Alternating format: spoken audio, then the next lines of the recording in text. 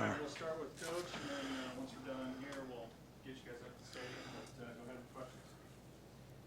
Any idea how many tickets 1890 sold? I don't know. I think it's in the low thousands. I think it's over 3,000, but I don't know. I know they opened it up today. I don't know what they finished up today. Say it again. 5? They're 3,500. 3,500. Yeah. What's the price?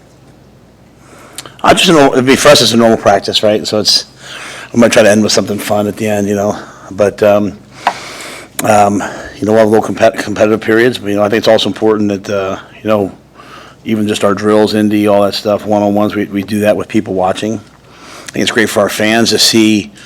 Everyone sees the final product. I want them to see the moving parts and all the things that happen. So we'll try to, in the stadium, we're a little restricted with space, so it won't be quite as many moving parts as normal. And then we'll finish with some third down, and then both the kickers will kick tonight. So, a chance to see them both as first-timers, kicking in front of the crowd. So it'll be really good for them. And I know you've talked about it before, but since Troy has gone more into the desire to put grass in the stadium eventually, how do you feel about the direction that's headed, and where you're going with your outdoor practice fields too after this season? Well, the outdoor practice fields, they had to redo a couple things. I don't think you have to do every year, and it's been a tremendous, I think, partnership between East Campus and the turfgrass science people that are there, and the College of Agriculture, and the people that are here. And so we have really nice fields. There'll be a time probably later in the year. Courtney just got here, and he's talked about hey, later in the year you have to replace and sod out the grass to play late into the year. I mean, we want to play 7 months of football. So, I think field turf is great. There's a place for it. I think when you can be on grass, just the pounding and all that repetitive day after day is better. But we'll play on either one, and when they first put artificial turf in here, it was very cutting edge, right? Because it was really hard to grow grass in this region of the country and have it, now grass strains and all the things that you can do and lamps and, it's just a whole other level. So, that's certainly something I'm in favor for, but of the things I'm worried about in my life right now is whether we can pick up third down blitzes, so that's something that, Troy's kind of spearheading. But, if we can do it, great. And if not, certainly we're an agricultural college. So I think when you have a turf grass science department as esteemed as ours is, having grass just, brings more people to the university as well. Coach, this event tonight, what does it mean that the administration, the collective, the fan base can all come together to make something like this happen? Yeah, I think I'm no stranger to these types of things. I was looking on Twitter tonight, and the Eagles, they just had 50,000 people at their practice. It's feels a little. I think they charge like $20 for it, or 20 something like that. It goes to charity. In college now, this is the new normal. An article came out the other day about Alabama, Ohio State, and us all doing this. And to me, on our end, it's a good faith gesture, right? 1890 has done so much, and they've stepped up so much.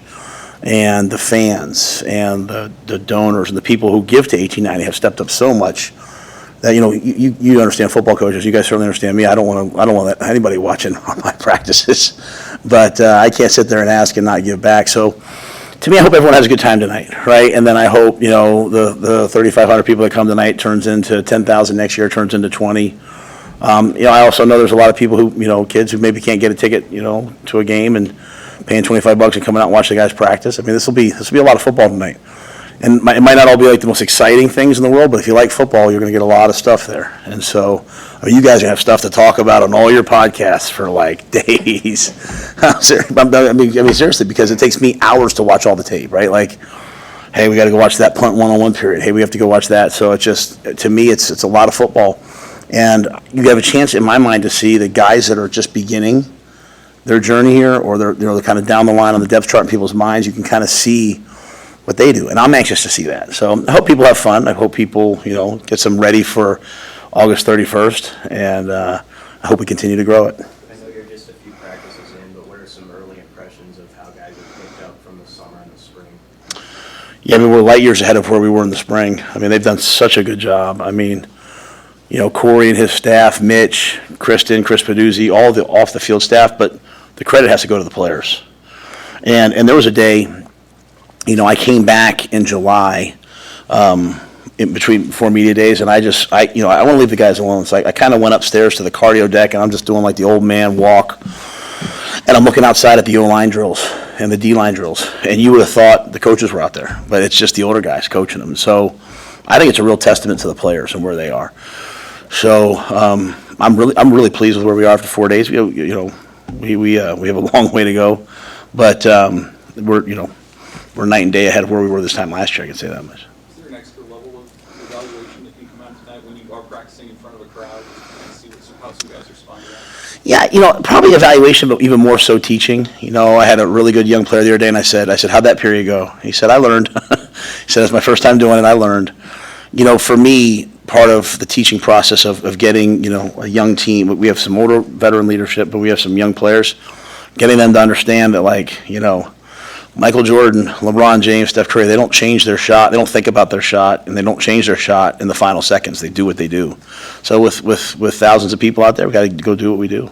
And so if some people don't do that, it's not like we push them down. We're just going to go back and teach them. And training camp's a period of highs and lows, man. Some days you're really tight, some days you're beat up, but you go out there anyway. So we look at the aggregate, and really next Saturday the scrimmage will be probably a really important day. But I do think having the crowd, seeing where we are in that regard, will be awesome. If someone scores a touchdown and does the Rod Tidwell and takes off their pads and starts dancing, I'm going to be upset.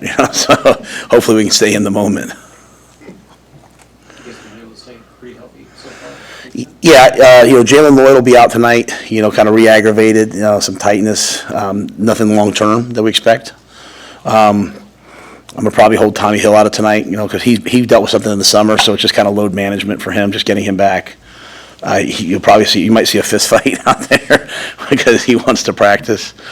Prince will kind of just bang knees, nothing long-term, but just they'll hold him tonight. Jared, and then Lutoski re-injured a calf that he's had all summer, so he'll probably be a little bit more long-term. He'll probably be like 2 to 3 weeks. So we expect to have him back for the first game, but he won't be out there tonight. I'm sorry. No. With the quarterback position, with people watching tonight, they're going to probably be analyzing everything. What message do you have for folks that are going to watch the practice tonight, trying to maybe nitpick and make generalizations based on what they see? Have fun, do that. That's why we opened it up, right? Do all that. That's part of the quarterback position, and I think the more our guys embrace that, the better they're going to be. That being said, to your point, it's every day can't be a great day. There's some good days or some bad days. Sometimes you drop back to throw it, and the receiver runs the wrong route, and you have to scramble around. But I feel pretty good about where that whole position's headed, the growth they're making, the separation as they kind of make separation with each other. And I truly believe it'll take 2, maybe 3 guys to get through the season, just based on history, not based on our guys. So I keep encouraging all our staff to coach everybody. I'll say this to you guys: I think there's guys that you'll see tonight that you might not even recognize their number. You'll be like, who is that? Because sometimes I have to do that as I'm watching the tape, because there's 3 number 47s or 3 number 30, whatever. That by the end of the year will be helping us, and so. It's important that we evaluate every player. But the quarterbacks, that's what everyone's going to be here to see, and hopefully they play well tonight just because it's a practice. Just a follow-up on Watoski. How do you feel about that interior group? I know some of the veterans are talking Justin Evans has really impressed them. How do you feel about sort of that? Yeah, Justin Evans played well enough last year to win, so I know he's a starter for us.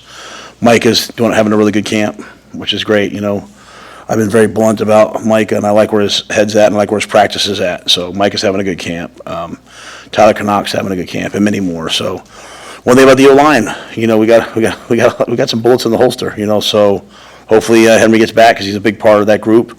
But we have a lot of other guys we can move around and put them in there. Holding Tommy out, in addition to the load management, does it give you a chance to look at more guys? You have a lot of experience there behind him in the corner. How is Sire right, and then what are you seeing from the young guys?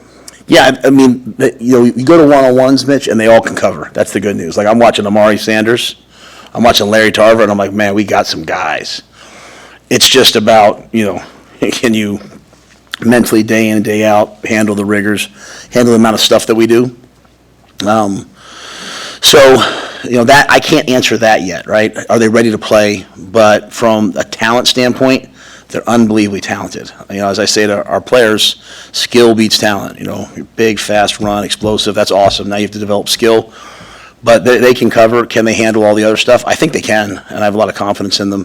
Throw Jeremiah Charles in that mix, all those young guys, they're all going to be ready to play. And then we're moving a lot of guys around, like Rhule Buford's a guy who's good in the spring, good in the summer, so he'll play some corner, some nickel.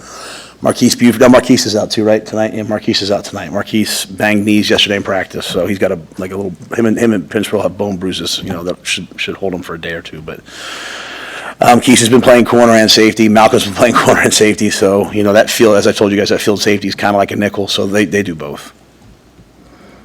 Anything else? All right, thanks, guys.